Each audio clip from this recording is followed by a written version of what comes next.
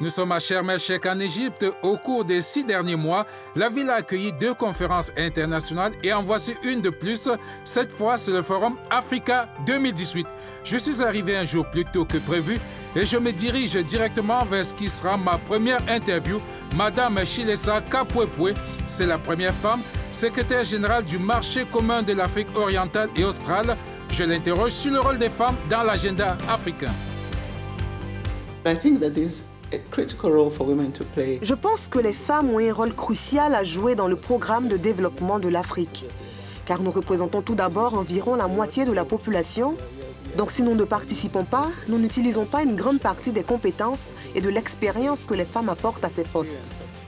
Deuxièmement, je pense que la diversité est importante dans la prise de décision et il a été prouvé que même dans les conseils d'administration d'entreprise, où il y a la diversification, la prise de décision est beaucoup plus sensible au genre et à la diversité. Much more gender sensitive and diversified decision making. Mon entrevue avec elle s'étant bien déroulée, le décor semble bien planté. C'est la première journée ici à Sharm el-Sheikh pour ce qui est de cette conférence de 2 jours intitulée l'Afrique 2018. Il y a plus de 1000 personnes comprenant des chefs d'État, des décideurs politiques, des chefs d'entreprise, tout le continent réuni ici pour parler de la promotion du commerce intra-africain et des questions de développement. 2 événements en un jour, l'un sur les jeunes et l'autre sur l'amélioration de la place des femmes. Au rythme où nous allons, il nous faudrait 200 ans pour atteindre l'égalité. L'autre solution est donc l'action positive. Là où cela se faisait déjà auparavant, par exemple, avoir 30% des députés féminins, tel que cela était prévu dans la Constitution, et qu'il a fallu mettre en œuvre par la suite. C'est donc chose faite. Aujourd'hui, il ne reste plus qu'à faire passer ce chiffre de 30 à 50% et à dire comment nous pouvons faire en sorte qu'il fonctionne et qu'il puisse fonctionner. Nous avons besoin d'un plus grand nombre de représentantes, d'une plus grande représentation, d'une plus grande voix pour les femmes dans l'élaboration des politiques, dans la société civile et dans le secteur privé. Vous vous demandez comment cela affecterait les filles. Bien sûr que cela le fera, mais ça rendrait aussi meilleurs les garçons, dont à la fin de la journée, tout le monde gagne. Après les discussions avec les femmes, place aux questions économiques au 2e jour. Je m'entretiens avec des chefs d'entreprise. Alors, que faire pour stimuler le commerce et les investissements en Afrique? Ce doit être une situation gagnant-gagnant. Et je le vois tout le temps avec les compagnies britanniques quand elles arrivent. Elles établissent des partenariats, des joint ventures.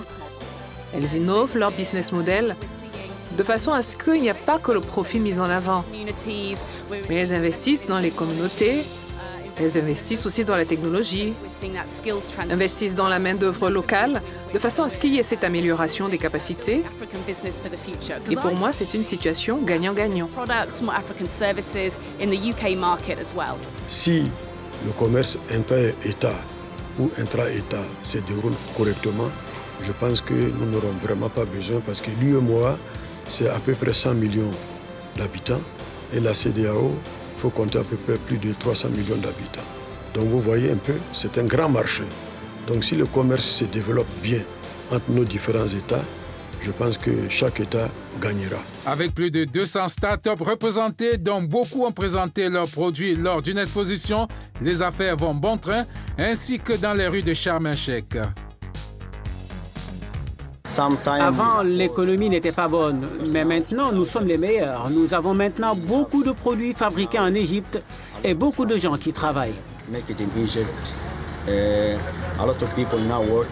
Entre le président Moubarak et Abdel Fattah al-Sisi, il n'y a rien eu. Mais avec al-Sisi, les choses ont recommencé à se redresser étape par étape. C'est mieux qu'avant.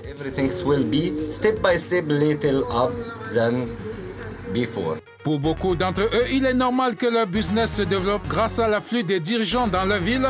Ne dit-on pas souvent que la charité bien ordonnée commence par soi-même?